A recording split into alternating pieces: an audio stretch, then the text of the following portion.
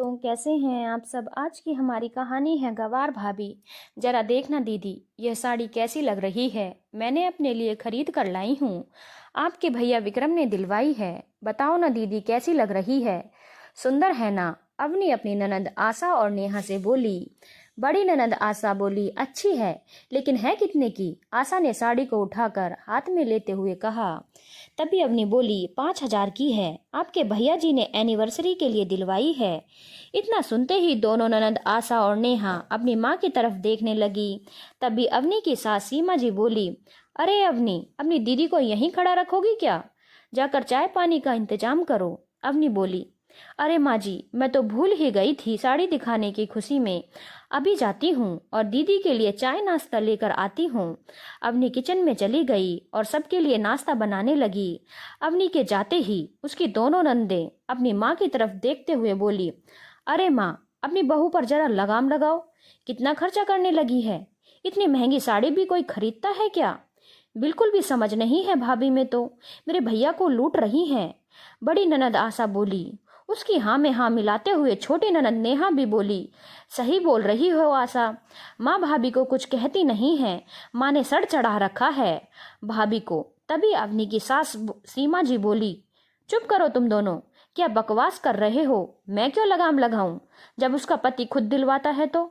और तुम दोनों को तो खुश होना चाहिए, तो मैं क्यों उनकी खुशी में आग लगाऊं।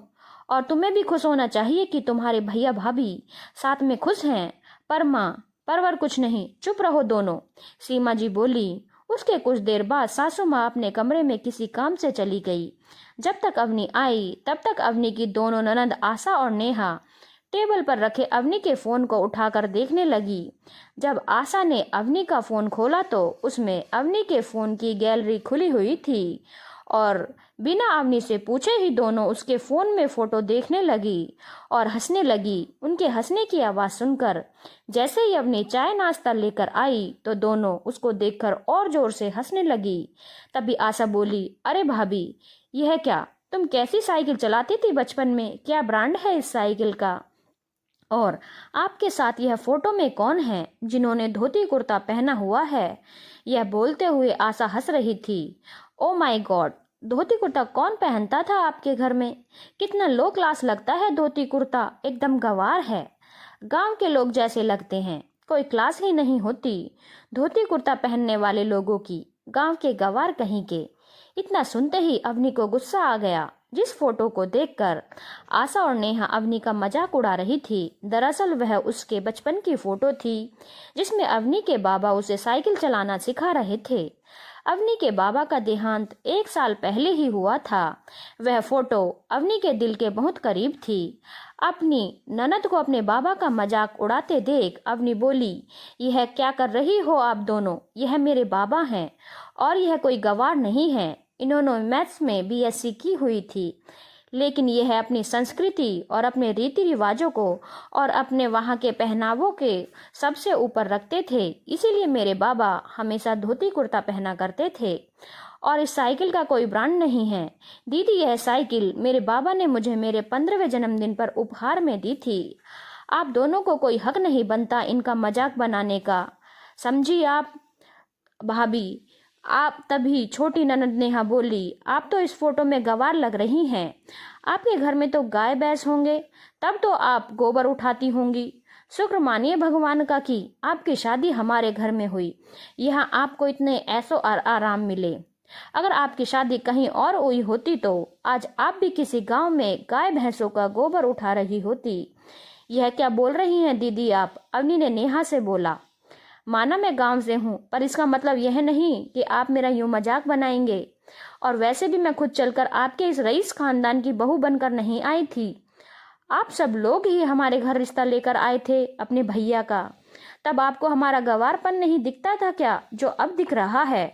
और रही बात खर्चा करने की, तो मैं कहे देती हूँ, मैं अपने पति के पैसे खर्च करती हूँ, आपके नहीं।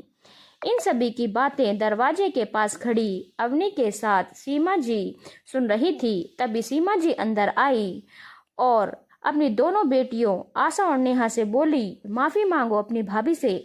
मैंने तुम्हें यही संस्कार दिए थे क्या जो तुम अपनी भाभी का मजाक उड़ा रही हो? क्या तुम्हारे पति कभी तुम्हें शॉपिंग नहीं करवाते, तुम्हारे लिए नए नए कपड़े गहने नहीं बनाते, जो तुम अपनी भाभी को देखकर जल रही हो? और रही बात गांव के गवार होने की, तो तुम्हारा असली घर गांव ही था। जब मैं यहाँ ससुराल में आई थी तब यहाँ इतने ऐशो आराम नहीं थे। मैं एक संपन्न परिवार की बेटी थी, लेकिन यहाँ मेरे ससुराल में गाय भैंसी थी। मैं भी यहाँ आकर गाय भैंसों का गोबर उठाया था। तो क्या तुम्हारी माँ भी गवार हो गई? बोलो। नहीं मम्मी, हम आपको नहीं कह रहे थे, वह तो हम भाभी को देखकर जल रहे थे, क्योंकि आप उन्हें हमसे ज्यादा प्यार करने लगी हो। ऐसी बात नहीं है, मैं तुम दोनों से भी उतना ही प्यार करती हूँ जितना अपनी बहू से। लेकिन आज तुम दोनों ने मुझे बहुत शर्मिंदा किया है, मेरे संस्कारों पर सवाल उठाए हैं। माफी मांगो अभी के अभी अपनी भाभी से।